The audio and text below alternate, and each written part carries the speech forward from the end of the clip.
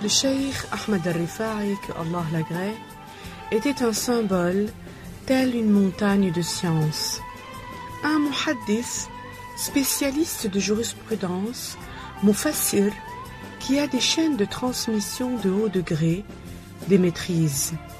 Il était spécialiste dans la récitation.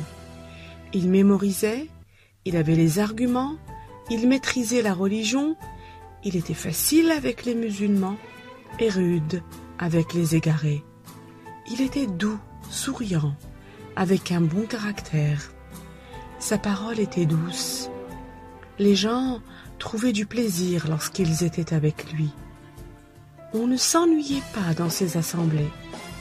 On ne quittait son assemblée que pour un acte d'adoration.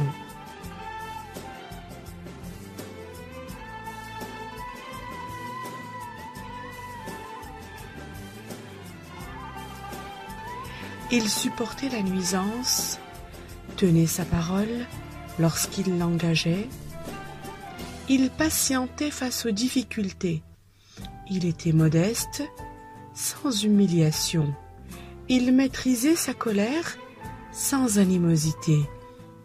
Il était celui de son époque qui connaissait le plus le livre de Allah et la sunna de son messager, et celui qui avait le plus de connaissances de cela.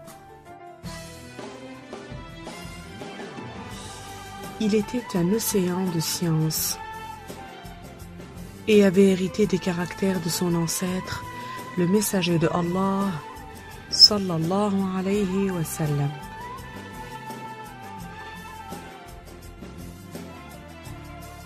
Al-Rafi'i a dit, le cheikh Adl juste, Abu Moussa al-Haddadi, m'a dit que le cheikh Abu Muhammad Jamaluddin al-Khatib m'a rapporté qu'une fille de al-Haddadiyya, qui s'appelait Fatima, avait une mère qui ne pouvait avoir d'enfant.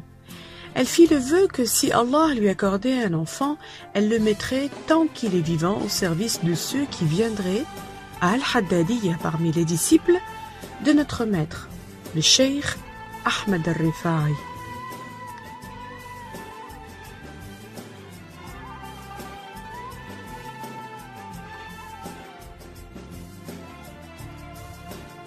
Allah a prédestiné qu'après une courte période, elle tomba enceinte. Et lorsqu'elle mit au monde l'enfant, c'était une fille bossue, qui a grandi. Et lorsque vint le temps pour elle de marcher, elle était boiteuse, puis suite à une maladie, perdit ses cheveux.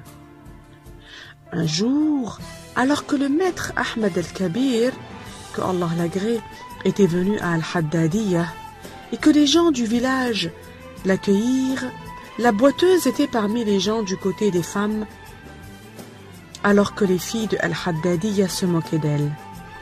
Lorsqu'elle était venue auprès de notre maître, le cheikh Ahmed, elle lui dit « Ô toi mon maître, toi mon cheikh et le cheikh de ma mère, tu es ma provision, je me plains à toi de mon état, puisse Allah, par la bénédiction de ta sainteté et ta proche parenté du messager de Allah, alayhi salam, qu'il me guérisse de ce que je suis, car je suis fatigué des moqueries des filles de Al-Haddadiyya. »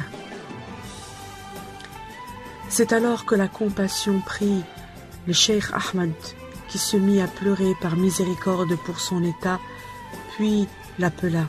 « Approche-toi donc !» Elle se rapprocha de lui, et il passa sa main honorée sur sa tête, son dos et ses pieds. C'est alors que par la volonté de Allah, ses cheveux poussèrent, sa bosse disparut et ses jambes se corrigèrent. Elle devint dans un meilleur état.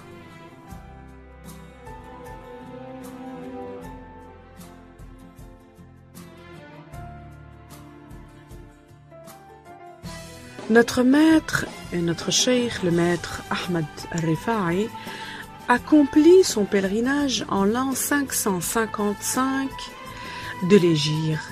Et lorsqu'il était arrivé à Médine et qu'il eut l'honneur de visiter son ancêtre, alayhi salatu wassalam, il se plaça face à la résidence du prophète et lui dit « Assalamu alayka ya jaddi ». C'est alors que le prophète, alayhi salatu wassalam, lui répondit « Wa alayka assalam ya waladi ».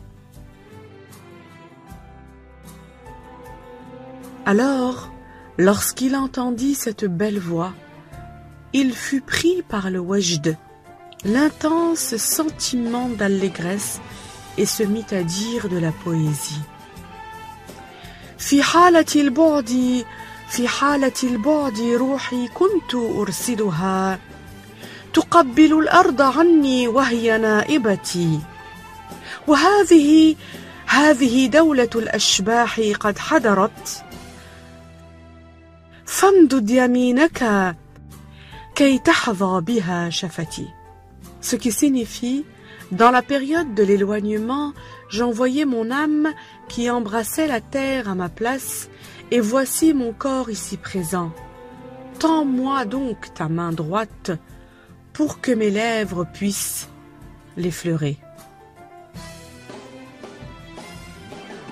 Le messager de Allah, sallallahu alayhi wa sallam, lui tendit sa main honorée à partir de sa tombe honorée, et il embrassa en présence d'environ 90 000 personnes. Des gens voyaient la main du prophète alayhi salatu wassalam et entendaient sa voix.